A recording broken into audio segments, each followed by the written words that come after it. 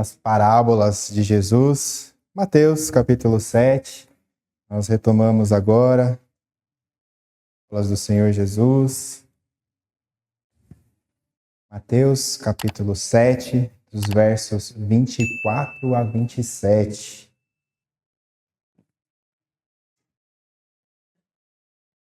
Faz falta pregar, fica longe do púlpito, faz falta o coração ficar apertado. Bom estar com os irmãos, vamos meditar na palavra do nosso Deus. Evangelho de Mateus, capítulo 7, dos versos 24 a 27, ouça com temor e tremor a palavra de Deus que nos diz assim: todo aquele, pois, que ouve estas minhas palavras e as pratica, será comparado a um homem prudente, que edificou a sua casa sobre a rocha. E caiu a chuva, transbordaram os rios, sopraram os ventos e deram com ímpeto contra aquela casa, e não caiu, porque fora edificada sobre a rocha. E todo aquele que ouve estas minhas palavras e não as pratica, será comparado a um homem insensato, que edificou a sua casa sobre a areia. Caiu a chuva, transbordaram os rios, sopraram os ventos e deram com ímpeto contra aquela casa. E ela desabou, sendo grande a sua ruína. Oremos mais uma vez. Nosso Deus, nosso Pai, nós estamos diante da Tua palavra, da Tua verdade, da Tua vontade. Senhor Deus, o Senhor fale ao nosso coração. A iluminação que o Senhor já colocou na Tua Escritura, que agora passe ao nosso coração, ao nosso intelecto, que não seja só uma compreensão da cultura hebraica, que não sejam só palavras de Cristo Jesus sendo repetidas, mas que seja, Pai, motivação para a transformação da nossa vida. Deus. Lugares que o Teu Evangelho ainda não é proclamado fielmente, que o Senhor levante homens, mulheres, jovens. Faça, Deus, faça com que o Teu Evangelho alcance a cada criatura deste mundo, Pai. Em nome de Cristo Jesus, nosso Salvador, que nós oramos, Deus. Amém. O tema do nosso sermão é por que praticar as palavras de Cristo. Cristo vem e dá uma série de ensinos. Por que a gente deve seguir Cristo? Qual é a lógica para que a gente siga um judeu que andou na Palestina? O que faz com que nós sigamos o Mestre? Muito provavelmente você já ouviu uma frase dizendo: de boas intenções, o inferno está cheio. De fato, é uma frase que é cruel, é um provérbio nacional que traz esse teor de crueldade. E, muito provavelmente, este teor de crueldade só existe porque ele fala de uma certa verdade. Ele tem um fundo de verdade. Nós vivemos em tempos de informação. Hoje, nós temos podcasts, sermões, ensinos, seminários, palestras, o tempo de convívio aprendendo a palavra de Deus e aprendendo de muitas e muitas outras coisas. Hoje nós não temos condição alguma de dizer assim, ó, eu não sabia. O eu não sabia hoje é um tiro no próprio pé. Em tempos de informação, ninguém pode dizer que não sabe o que é certo. Nós fazemos escolhas, mas nós fazemos escolhas sabendo o que é certo e o que é errado. Nós sabemos que precisamos perdoar, nós sabemos que a família é importante, nós sabemos que precisamos ser éticos. Nós temos um vasto conhecimento de como construir uma vida boa. Nós temos todas as informações necessárias, mas conhecimento por si só nunca salvou ninguém. Conhecer a receita não te torna um grande boleiro. Conhecer o mapa não te tira de um lugar em que você está perdido. Uma enorme distância, um abismo entre o saber e o fazer. Sermões não terminam com a seguinte frase: felizes os que sabem essas coisas. Você nunca deve ter ouvido um sermão terminando: feliz você que ouviu tudo o que foi dito aqui. Não. Muito provavelmente o que você ouve ao final de cada sermão, e se isso não é uma verdade, não é um sermão. Os sermãos eles precisam ser práticos. A gente não pode falar da cultura hebreia, a gente não pode falar da cultura grega, da cultura romana e não trazer para o nosso dia a dia. Se um sermão termina sem uma aplicação para a sua vida, se você não sabe o que fazer com o que você ouviu na segunda-feira ou imediatamente após o sermão que você ouviu, não é um sermão. Principalmente se ele não apontar para Cristo. Nós não terminamos os nossos sermões dizendo felizes os que sabem essas coisas, mas nós terminamos sempre os nossos sermões com uma séria advertência para que você pratique o que você ouviu naquele dia, naquela manhã, naquela noite. O sermão, ele confronta a todos nós que amamos palavras bonitas, mas que a grande verdade é que a gente quer evitar se mexer, a gente quer evitar a ação. Hoje, em Mateus 7, Jesus nos apresenta duas personagens. O sabichão, aquele que ouviu tudo, o que sabe tudo, e apresenta o praticante. A lição é clara. Apesar de ser uma parábola, é uma lição que mostra e define o nosso destino. Por quê? Praticar as palavras de Cristo. Nós vamos ver isso. Antes, nós precisamos entender onde estamos. Nós estamos... a proposta para o segundo semestre foi falar das parábolas. A ideia é que nós entendamos que em situações do dia a dia, situações corriqueiras, situações que nós estamos habituados a enfrentar todos os dias, nós podemos trazer grandes lições para a nossa vida, lições que vão garantir a nossa salvação. Então, nós vimos a inauguração do reino, nós vimos o valor do reino, e hoje nós vamos ver a influência do reino. Então, nós já aprendemos que o reino foi inaugurado. Eis que o reino foi inaugurado. Cristo Jesus vem e inaugura o reino. É o já e o ainda não. Nós já recebemos muitas bênçãos, mas nós ainda esperamos a segunda volta de Cristo Jesus. Nós aprendemos o valor do reino. O homem que acha um tesouro e vende tudo e compra o terreno, e depois, um outro homem que, achando uma pérola preciosa, também vende tudo. Ou seja, o reino é valioso. O reino foi inaugurado, o reino é valioso. E agora? O que este reino, então, nos ensina? Qual é a influência deste reino na nossa vida? Nós estamos na conclusão do maior e mais conhecido sermão de Cristo Jesus. Não há quem não tenha ouvido ainda do famoso Sermão do Monte, ou como diz Lucas, o sermão da planura. Cristo Jesus vem trazendo uma série de ensinos e logo de cara ele quebra toda uma estrutura de pensamento. Lembra? Eu sempre ensino a vocês que o hebreu não tinha um pensamento cognitivo. Para ele saber que algo é quente, ele precisa tocar, ele não tem ideia de calor. Assim, hebreu, isso está quente. Ele não sabe, ele vai colocar a mão. Na hora que ele queima a mão, ele fala, então isso é quente. Jesus Cristo vem derrubando então toda essa estrutura. Agora vocês vão ter que entender de dentro do coração de vocês, ou numa nomenclatura mais hebraica, dentro da entranha de vocês, lá onde a gente sente borboletas. Naquele lugar vocês vão precisar entender de uma vez por todas. E Cristo destrói toda a linha de raciocínio hebreia. Ele começa dizendo o Sermão do Monte, bem-aventurado. Irmãos, não há uma tradução para essa palavra. Bem-aventurados aqui é uma tentativa de dizer algo. A grande verdade é que nós não conseguimos traduzir o que o sentimento de bem-aventurança significa. É algo como se fosse a felicidade dos deuses. Então imagina lá no panteão dos deuses onde não havia preocupação alguma. Isso seria meio que no imaginário a ideia de bem-aventurança. Vivendo uma vida tranquila, sem problemas. Isso é, em certa medida, ser feliz. Nós não conseguimos traduzir isso de uma maneira assertiva. Nós não conseguimos imaginar as coisas do dia a dia não afetando a nossa vida.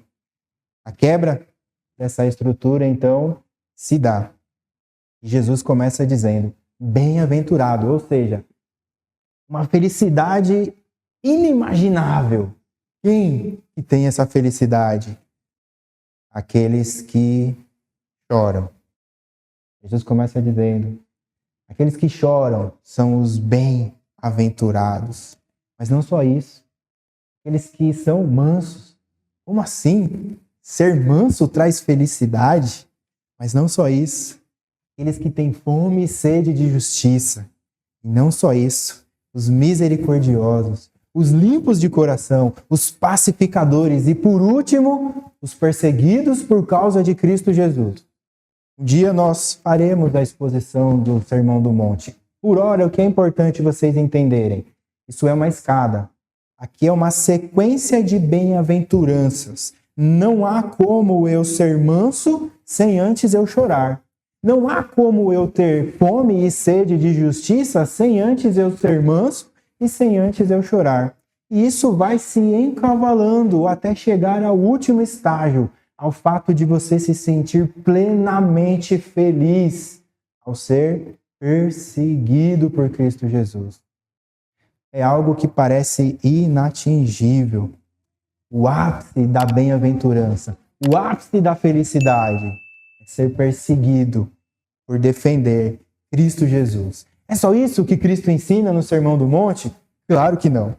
Jesus vai dizer que nós devemos ser sal e luz na terra. É curioso perceber o que Cristo usa como influência. Hoje nós estamos aprendendo sobre a influência do reino na nossa vida. Você já colocou sal na batata? Nunca, jamais, o sal vai se tornar abatatado. Nunca, porque o sal salga. Então a batata é que vai se tornar salgada. Onde a luz chega, ela ilumina tudo. Jamais as trevas vão se sobrepor sobre a luz. Jesus Cristo ensinou só isso? Não. Jesus ensinou o valor de cumprir a lei. Jesus agora coloca o desejo pecaminoso como pecado. Se antes era necessário adulterar, se antes era necessário matar, agora o simples desejo, o simples olhar já nos condena plenamente. Jesus fala da justiça, Jesus fala da vingança, do amor ao próximo. Jesus nos ensina a jejuar. Jesus nos dá a oração dominical. Jesus nos ensina que não devemos andar ansiosos pelo que devemos de comer e de beber. Jesus fala sobre as duas estradas, caminho largo, caminho estreito.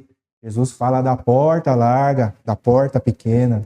Jesus fala dos falsos profetas. Jesus vem numa ascendente, ensinando, exortando, dizendo a todo momento, escolha, escolha. Este é o caminho bom, este é o caminho mau. Até que Cristo Jesus chega aos versos 21 e 23. São os mais terríveis. Nem todo o que me diz, Senhor, Senhor, entrará no reino dos céus, mas aquele que faz a vontade de meu Pai que está nos céus. Muitos naquele dia hão de dizer-me, Senhor, Senhor, porventura não temos nós profetizado em teu nome, e em teu nome não expelimos demônios, e em teu nome não fizemos muitos milagres? Então lhes direi explicitadamente, nunca vos conheci, apartai-vos de mim os que praticais tal iniquidade. Jesus diz que naquele dia, qual é esse dia? O dia da volta de Cristo Jesus. O dia em que todos se reunirão. Naquele dia, muitos que são não serão e muitos que não são serão. Neste dia, o dia do juízo. Expelir demônios, fazer milagres, isso nunca foi critério para a salvação. O critério neste contexto é um só. É o verso 21. Nem todo o que me diz Senhor, Senhor, entrará no reino dos céus.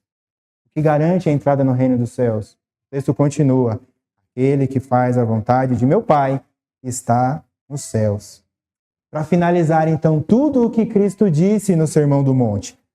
Tudo, as bem-aventuranças, a ideia de amar o próximo, de enxergar a trave no nosso olho, de enxergar a trave no nosso olho antes de ver o graveto no olho do irmão. Tudo isso se resume na última parábola, a parábola que encerra o Sermão do Monte. Ao ler essa parábola e ao refletirmos sobre ela, nós precisamos ter em mente de que ela está dizendo do dia do Senhor, o dia da volta, o dia do juízo. É uma parábola que aponta para o dia que deveria ser o dia mais esperado do crente. O dia que o crente mais espera é o retorno de Cristo Jesus. E ao mesmo tempo que ela nos traz esse anseio, ela também grita ao nosso ouvido: quem comigo não ajunta, espalha. Vejamos então, em 3 verdades, o porquê praticar as palavras de Cristo. A primeira verdade está lá no verso 24. Devemos praticar as palavras de Cristo para nos tornar prudentes. Primeira verdade, o primeiro ponto do nosso sermão, porque devemos praticar as palavras de Cristo para nos tornar prudentes. Qual era a profissão de Cristo Jesus? Carpinteiro. Jesus, quando fala de construção de casa, ele está falando com propriedade. Quando Jesus fala dos fundamentos de uma construção, ele coloca maior peso nas palavras de Cristo Jesus. Mateus, ele escreve aos judeus. Tudo que está nessa parábola, ideia de tempestade, ideia de areia, ideia de rocha, tudo isso são elementos que o hebreu, que o judeu, ele entende perfeitamente. Porque tudo isso faz parte do dia a dia do povo. Certamente este povo conhece cada detalhe do que Cristo está dizendo nessa parábola. Do solo arenoso, da chuva, da cheia do rio. Você já deve ter ouvido as correntes do Negueb. As correntes do Negueb são espaços em que não há sinal de água. Mas de uma hora para outra, em poucos minutos, se torna completamente cheio. Isso é o perigo de se construir em qualquer lugar na região do Negueb. Certamente os termos prudente e insensato em relação às construções desses locais são também de conhecimento do povo judeu. Perceba que Cristo está falando de apenas duas pessoas, de dois construtores, o que ouve e não faz, e Cristo chama este homem de insensato, e aquele que ouve e faz. E Cristo então chama este homem de prudente. Nós precisamos parar um pouquinho em duas palavras do começo do verso 24. A primeira delas é ouve. Olha só, todo aquele, pois que ouve estas minhas palavras, esse ouve é importante a gente se deter um pouco aqui. E aqui é a importância de nós termos um pouco de conhecimento da língua original. Quando Mateus escreve aos judeus e ele coloca essa palavrinha aqui, ele coloca no tempo presente. Mateus está dizendo que o ouvir não é um mero acidente. Não é alguém que estava passando e ouviu Jesus dizendo. Não. As multidões se amontoavam constantemente para ouvir Cristo Jesus. Então, quando Mateus coloca este ouve aqui, não é um ouvir por acidente. Não é um rádio que estava ligado e de repente eu ouvi um sermão. Não, eu busquei, eu fui atrás. E não foi só uma vez que eu ouvi. O ouvir aqui é um ouvir constantemente. Então, tenham isso em mente. Não é qualquer ouvir. Ouvir diariamente, semanalmente, constantemente. Mais uma palavra, porque o texto diz que eles ouvem algo. O que os hebreus estão ouvindo neste exato momento? Os hebreus estão ouvindo as palavras de Jesus. Que ouve estas minhas palavras. Na EBD a gente falou um pouquinho, mas nós precisamos nos deter aqui também. Quando o hebreu ouve palavra, o que o hebreu tem na essência? O hebreu carrega muita cultura nas suas palavras.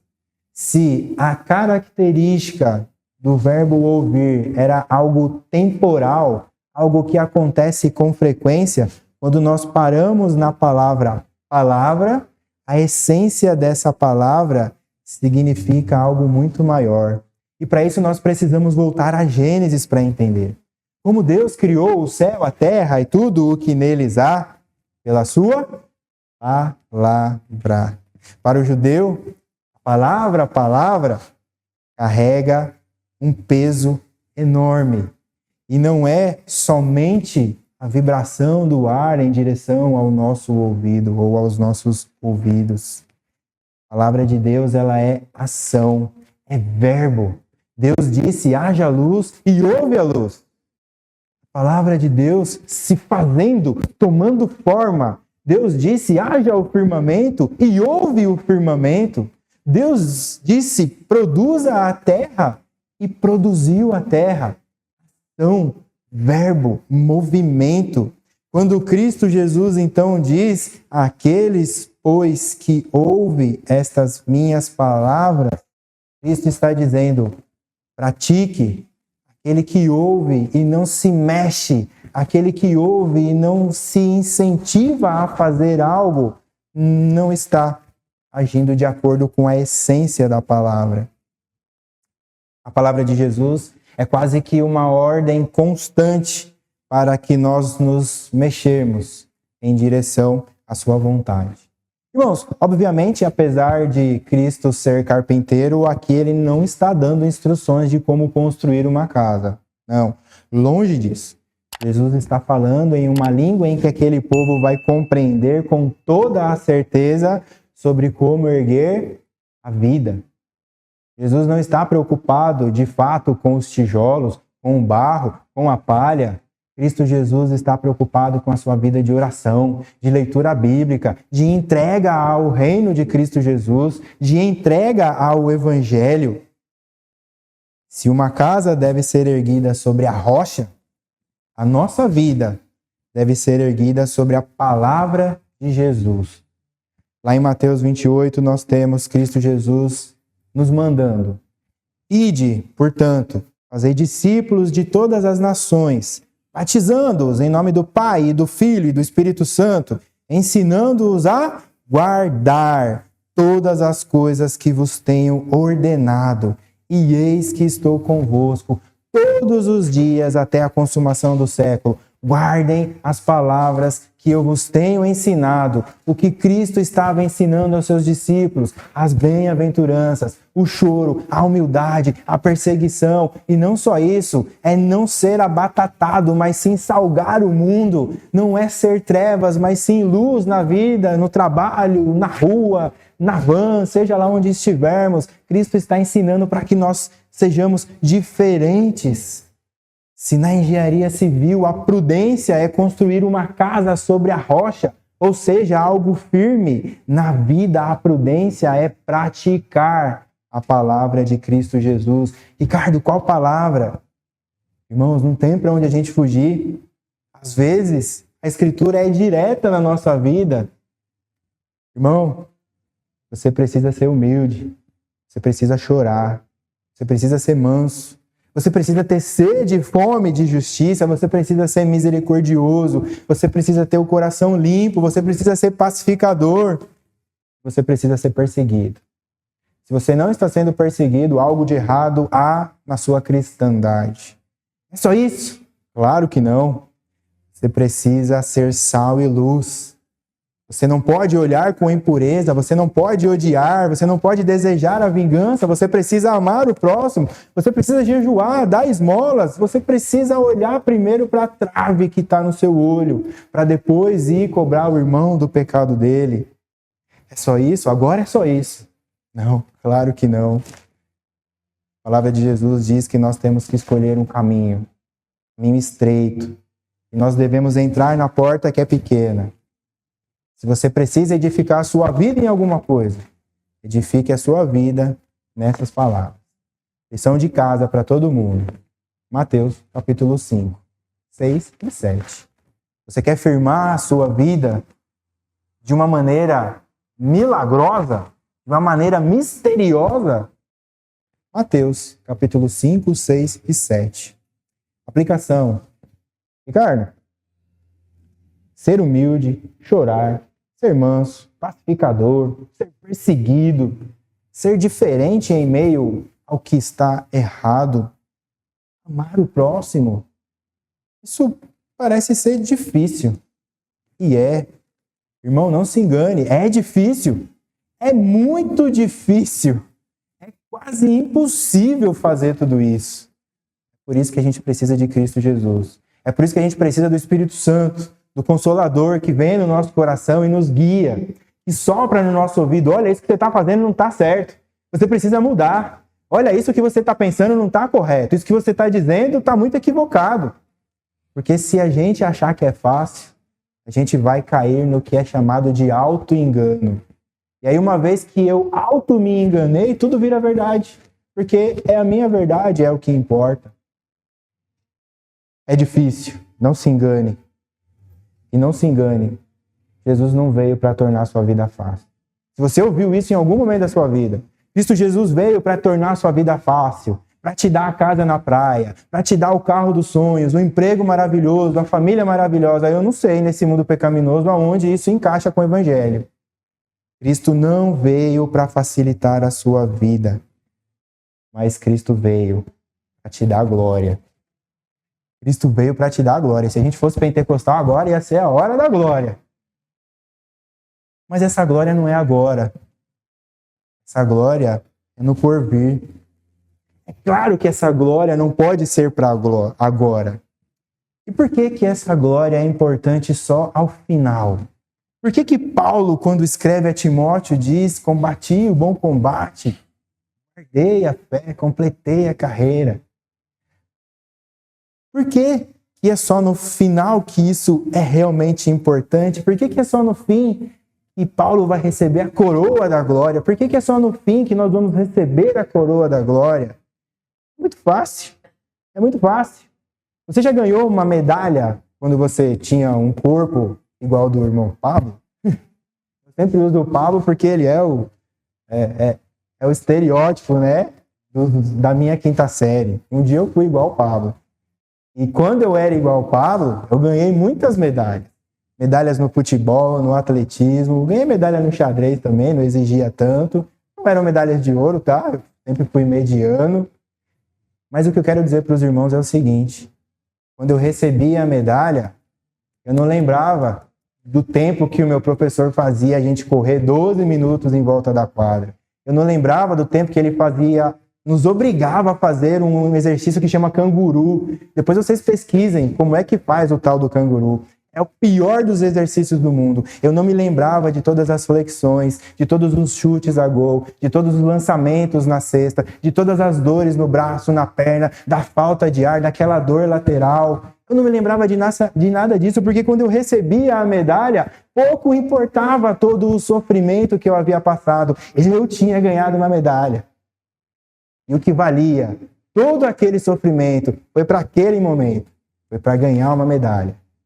Aí a gente cresce, a gente guarda a medalha, a gente passa para o nosso filho doa e vai para a reciclagem. Mas enfim, essa é a essência. O estudante que passa horas e horas decorando expressões, decorando fórmulas químicas, decorando tabuada, quando ele passa na prova, quando ele passa de ano, o que ele quer é férias. Nem lembra das horas que ficou à mesa, decorando a tabuada, fazendo fórmula de Bhaskara. Para que eu vou usar isso na minha vida? E enche uma folha, enche outra folha. Mas quando a gente passa de ano, quando recebe o diploma, passou, já foi. A gente faz tudo isso com uma finalidade. Na glória. E aí pensa lá no futuro, quando Cristo Jesus nos chamar, lá na glória, seja lá o que você estiver passando, vai ser pano de trapo. Você vai dar diante de Cristo Jesus, o Salvador, o Redentor, o Messias prometido. Você vai lembrar da enxaqueca, você vai lembrar da dor de cabeça, nem que seja a coisa mais terrível que talvez possa ser um câncer, a perda, uma traição.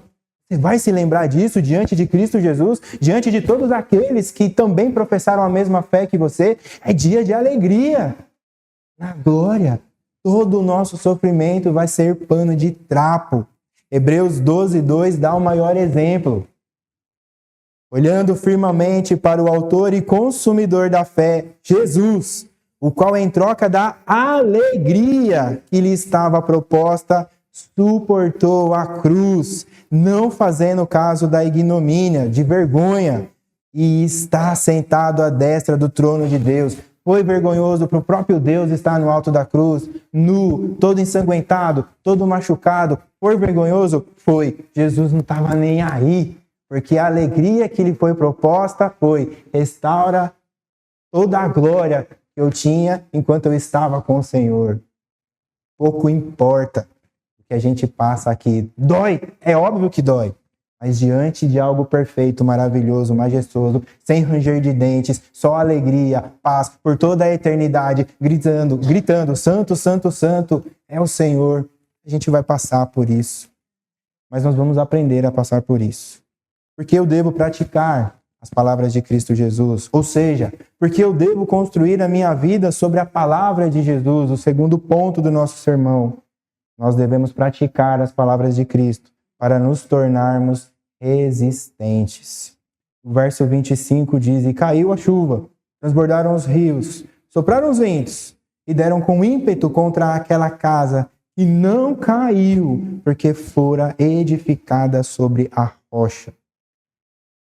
Os hebreus, então, que estavam ouvindo Cristo Jesus, estavam entendendo todos esses detalhes. O arenoso, a rocha, era de conhecimento geral. E entre o outono e o inverno, as chuvas vinham. Assim como é do nosso conhecimento, né? Em janeiro, no Rio de Janeiro, vai chover demais. No Rio Grande do Sul, vai chover demais. Em Santos, aqui em São Paulo, vai chover demais. A gente sabe. Os hebreus também sabiam que entre o outono e o inverno, as chuvas vinham com mais força. Os hebreus também sabiam que os ventos desciam dos montes com maior ímpeto, com maior força nessa época do ano. E que, obviamente, se choveu de maneira impetuosa, ou seja, choveu demais, obviamente os rios transbordariam. Tudo bem, tudo isso o hebreu está entendendo. É o dia a dia do hebreu, mas espiritualmente, o que essa fúria da natureza significa na vida do hebreu e o que significa para a nossa vida? Significa mesmo com toda a sua prudência, mesmo com o melhor convênio, mesmo com leituras da Escritura, mesmo com todo o condicionamento que você deu aos seus filhos, ao seu casamento, coisas ruins acontecem. Nós vivemos num mundo dominado pelo pecado. Com toda a prudência que você tenha, ainda assim passará por aflições. Se você é crente, já precisa saber logo de cara que o mundo te odeia. Está lá em João 15:19. O mundo não te odeia porque odeia você. O mundo te odeia porque odeia Cristo. E aí entra aquela ideia de perseguição. Se eles perseguiram Cristo, por que não vão perseguir a gente? Então já saia daqui com este sentimento, que o mundo te odeia. Mas fora isso, saiba que, vez ou outra, você vai ter uma dor de barriga. Vez ou outra vai vir uma dor de cabeça. Talvez uma gripe mais forte, um desemprego, uma traição inesperada. O fato é que uma hora a prova vem. Não tem como a gente fugir dessa realidade. Essa prova pode vir em forma de tribulação. E aí pega todo o contexto de Jó.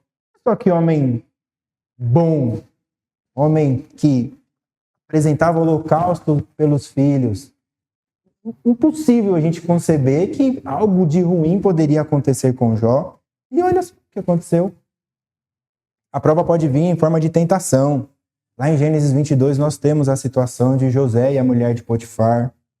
Nós também temos Pedro sendo atacado, né, para negar Cristo.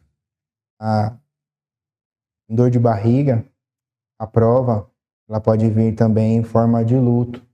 Marta e Maria, quando perderam seu irmão, até Jesus chorou, vendo o que o pecado faz com o mundo. A pergunta é, como é que a gente vai passar pela prova? De glória em glória? Não deixa de ser uma verdade. Mas mais verdade do que isso, se a sua vida estiver alicerçada sobre a palavra de Deus, ou seja, entenda isso, se você estiver se esforçando para ser humilde, para chorar, para ser manso, para olhar a trave no seu olho, para ser sal e luz, jejuar, orar a oração que Jesus nos ensinou. Jesus não está cobrando que você faça tudo isso com excelência. Jesus está cobrando que você ao menos tente. Ao menos tente. Se você estiver tentando viver a palavra de Cristo Jesus, se você estiver tentando fazer tudo o que o Sermão do Monte te diz para fazer, sabe o que vai acontecer? A prova vai passar. Passa. A hora passa. Nem que seja num abrir e fechar de olhos. Fiz fechar e abrir, né? Fechar e abrir de olhos. Passa. Faz parte. Tudo isso faz parte da nossa vida. O texto diz que a chuva caiu. O rio transbordou. Os ventos bateram com força na casa. Mas ela não caiu. Não caiu por quê? Porque o construtor, pelas suas obras, foi lá, escolheu o melhor lugar, colocou a casa no lugar em que, pela engenharia... Não tem nada a ver com a obra do construtor, não. Tem a ver com o que estava segurando a casa. As palavras de Cristo Jesus. As palavras de Cristo Jesus é que são rocha. Aplicação. Nós vivemos no mundo caído. Se você ainda não percebeu, bem-vindo. Nós vivemos num mundo em que está tudo errado. Vamos brincar com a Cíntia, e é a banana comendo o macaco e o poste fazendo xixi no cachorro. Tá tudo invertido. A gente já não consegue dizer uma verdade porque essa verdade já está toda destruída. A gente vive num mundo totalmente afetado pelo pecado e em todas as áreas da nossa vida. Uma hora algo ruim acontece. Não temos para onde fugir. E para aplicação e para incentivar os irmãos a como ter um sentimento de como passar pela prova, me lembro de uma família que já tinha 2 meninas e eles queriam ter um menino, então a nossa irmã engravida e ele que é o menino. Com toda alegria, é um nascimento, uma nova vida, maravilha, nasce o menino, gordinho, saudável, do jeitinho que a vovó gosta, aquela apertadinha, nasceu o menino. Mas aí os pais começaram a perceber que algo estranho estava ocorrendo. Essa família, então, recebeu o diagnóstico de autismo para essa criança. E a família, obviamente, caiu. Nesse momento, o rio transbordou, o vento bateu na casa com força, a chuva veio sobre o telhado. Essa família estava completamente desolada. Essa é a grande verdade. E agora? Eu tenho um filho autista, está comprovado. O menino não esboça reação nenhuma para nada. E aí eles procuraram o pastor. E o pastor orou, pedindo para que a família tivesse todo o conforto, toda a capacitação do Espírito Santo, para que essa família, no fim, fosse usado para a honra e glória de Deus. Mas o que mais me chamou a atenção é que quando essa família falou que agora eles tinham um filho autista, o pastor fez uma oração de gratidão. Como assim? Acaba de me nascer um filho autista e uma oração de gratidão? É curioso a gente pensar desse jeito. Mas aquele que está alicerçado na rocha vai conseguir ter esse sentimento. A oração que o pastor fez é: graças a Deus. E esta criança nasceu numa família crente. Porque essa família não colocaria o peso de ter um filho autista em circunstâncias. Essa família sabia e sabe até hoje que aquilo é fruto do pecado. É fruto do que Adão e Eva fizeram, fruto do que nós fazemos. Então, quando o pastor ora agradecendo, puxa vida, essa criança podia ter nascido numa família que ia destratar, ia tratar ele de qualquer jeito. Não, caiu numa família crente. E aí houve louvor e gratidão.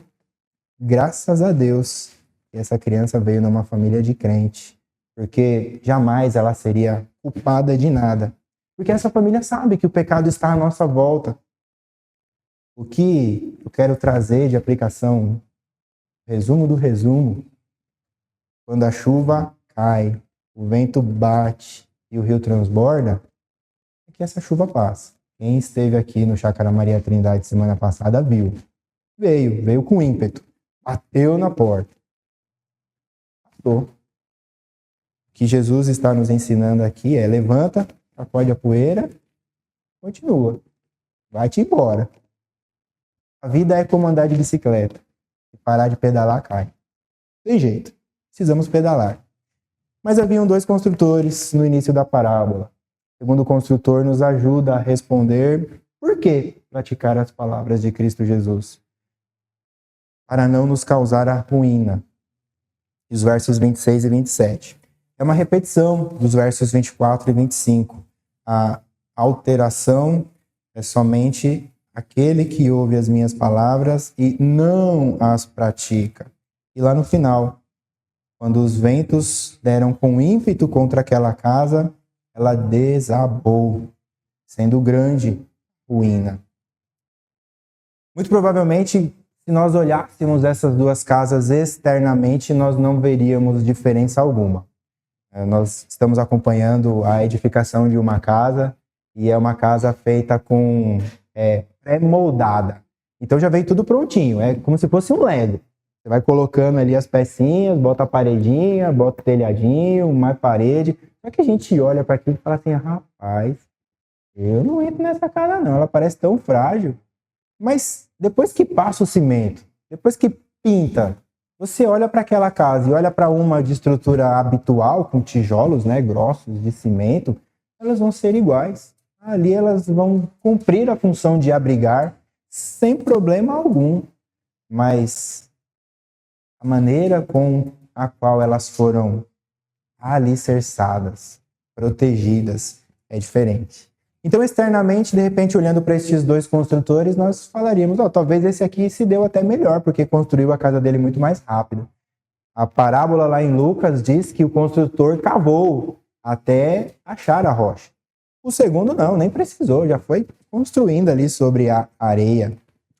Duas casas que cumprem o seu papel, elas abrigam. Mas o detalhe é, em que essas casas estão apoiadas? O texto diz que a casa foi construída sobre a areia. Eu acredito que aqui, se você teve uma infância saudável, você um dia teve acesso a um monte de areia. Se você teve uma infância mais saudável ainda, você jogou água na areia. Você quer ver o negócio, e você sabe muito bem o que acontece quando a gente joga água na areia. É incrível. A areia desmancha. A areia se desfaz. Você fez ali o castelinho, jogou água, desmancha. Então, quando Jesus fala que o homem que constrói a casa na areia, os hebreus imediatamente já estão pensando, mas que insensato é esse que constrói a casa numa areia? Porque no menor sinal de água, desaba. O texto é claro. Ele chama este homem de insensato. O que Jesus está combatendo aqui é algo muito simples. E talvez muitos de nós cogitem até viver desse jeito. Sabe? Do jeito, deixa a vida me levar, a vida leva eu. Conforme as coisas vão acontecendo, eu vou ajustando. Não, Jesus está dizendo que nós devemos nos alicerçar. Nós devemos praticar a palavra que é o próprio Jesus. O texto é claro. Quem ouve as palavras de Cristo Jesus e não pratica é insensato. Outras versões vão chamar de tolo. Claramente, nós ouvimos e devemos ouvir as palavras de Cristo e praticá-las. Por que a gente não pratica? E aqui a gente vai para as aplicações e a conclusão do sermão. Talvez um dos motivos pelos quais nós não praticamos a palavra de Jesus é porque a gente tem medo de agir imediatamente. Às vezes a gente precisa agir imediatamente. Eu aprendi isso com meu irmão. Meu irmão, ele se formou em comissário de bordo. É um aeromoço. Enfim, apaguem isso, Gabriel, depois você tira aí. Ele se formou para trabalhar no avião. E eu falei assim, nossa, quando dois aviões vão se chocar? Porque já deve ter acontecido com você. Você está andando na rua e aí a pessoa está vindo, você está vindo, e você vai para cá, a pessoa vai também, você vem para cá, você vai também. E aí, se acontece isso lá no céu? Aí ele falou, não tenha dúvidas. Todos os pilotos são orientados a virarem para a direita. Então, o que está vindo por aqui vai virar para a direita, o que está vindo por aqui vai virar para a direita. Um vai para lá, outro vem para cá. Imediatamente eles precisam tomar uma ação, porque senão a colisão é certa. Imediatamente. O grande dilema, e os estudos dizem isso, a gente, quando não aplica aquilo que a gente aprendeu imediatamente, a chance da gente fazer aquilo é quase nenhuma. Você já começou a fazer aulas de inglês, você entende perfeitamente o que eu estou dizendo. Você já começou a fazer inglês e não aplicou. Não tem ninguém para você conversar em inglês. 2 meses é suficiente para você não ter mais noção nenhuma do que era o inglês. Você se perde completamente. Você não colocou à prova aquilo que você aprendeu. E a palavra de Jesus é assim. Quantas vezes você já ouviu que precisa ler a Escritura? Quantas vezes você já ouviu que precisa orar? Quantas vezes você já ouviu que precisa meditar na palavra de Deus? Quantas vezes você já ouviu que precisa de participar, de ter comunhão com os irmãos? E quantas vezes ficou para a próxima semana, próximo evento, próximo mês, quando resolver tal coisa? Constantemente você vem ouvindo todas essas coisas. Todo começo de ano vem lá, né? Esse ano eu vou ler a Bíblia inteira. Só a gente vê o quanto nós somos falhos. Dá para perdoar a gente desse jeito? Dá. Não se preocupem. Não se preocupem. Os escritores dizem que a parte mais difícil de escrever um livro é a primeira página. Os escritores falam que é o temor da página em branco. Enquanto a página está em branco, o escritor não consegue. A partir do momento que ele coloca o primeiro parágrafo, e vai embora. E vai. Começa. Começa a orar. Começa a jejuar. Começa a ler a escritura. Só comece. Dá pelo menos essa dúvida para o seu coração. Pelo menos eu comecei. Pelo menos eu comecei. Agir imediatamente. Segundo motivo, que talvez seja o motivo pelo qual nós não seguimos as palavras de Cristo. Falta de visão do reino. E quando eu digo reino, é a glória. Às vezes a gente esquece que tem glória. Às vezes a gente esquece que Cristo vai voltar e tem algo muito melhor do que acordar, trabalhar, estudar, cuidar da casa, fazer a comida, aspirar. Tem coisa melhor que isso. E a gente às vezes não leva em consideração aonde nós devemos manter o nosso olhar. Mantenha o seu olhar na eternidade. Lá ao lado de Cristo Jesus.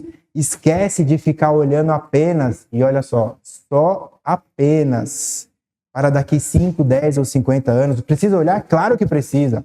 Mas não olhe só para isso. Não faça do seu dia de hoje simplesmente um meio para você viver bem daqui a 5, 10, 50 anos. Eu preciso preparar a minha aposentadoria, eu preciso garantir a casa para os meus filhos morarem, eu preciso garantir.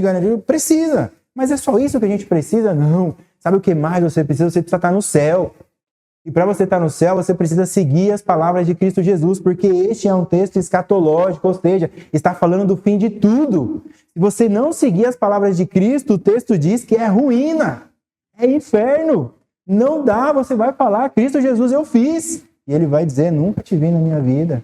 Então olhe para estar ao lado de Cristo Jesus. É difícil evangelizar hoje em dia. Para não dizer praticamente impossível. E louvado seja Deus que o Espírito Santo está agindo. Mas, como é difícil evangelizar. Sabe por quê? Porque a gente oferece o melhor. A gente oferece algo maravilhoso. A gente oferece algo que é impossível de alguém mensurar o quão bom é o que a gente está oferecendo. Mas o grande dilema para as pessoas é que tudo isso que a gente oferece não é para agora. A gente está oferecendo algo para a eternidade. E aí a grande verdade é que se a pessoa tem emprego, tem saúde e tem internet, para que ela precisa de Jesus? Para que eu vou me preocupar com a glória? Se hoje eu tenho o meu sustento, se hoje eu tenho a minha saúde, se hoje eu tenho a minha diversão, o que Cristo tem a ver com a minha vida? Olha, fica com seu Cristo. Eu não quero algo no porvir. Quanto tempo? Já passou 2000 anos? Olha... Ouviremos disso em outra ocasião. Atos 17, para quem não pegou a referência. Um teólogo famoso diz, é o cúmulo da tolice, trocar os valores da eternidade pelos valores do momento passageiro. E mais uma vez, às vezes vai ser difícil parar para ler a Escritura, às vezes vai ser difícil tomar uma decisão, mas quando você olha o todo, fala, isso que eu estou fazendo hoje está me doendo demais. Mas lá na frente, para a honra e glória de Deus, visando o reino do Senhor, isso vai fazer todo o sentido.